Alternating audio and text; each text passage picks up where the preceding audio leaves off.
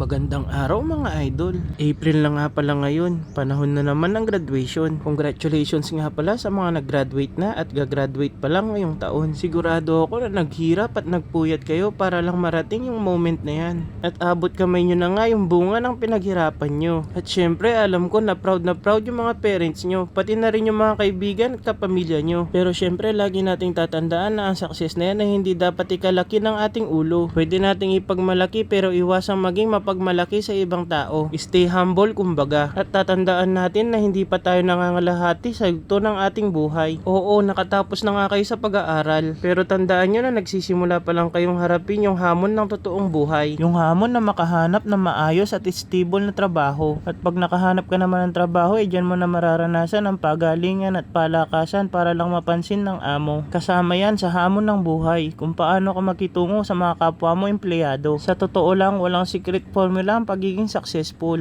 Ang pwede lang natin gawin ay matutong makisama at makihalubilo sa mga kasama natin sa trabaho. At sigurado rin na maraming maninira sa iyo para lang umangat sila. Wag na wag mo silang papatulan at ipagpatuloy mo lang ang magandang ginagawa mo. Kaya sa mga bagong graduate dyan, congratulations at welcome sa mundo ng mga halimaw. Hanggang dito na lang. Maraming salamat and to God be the glory.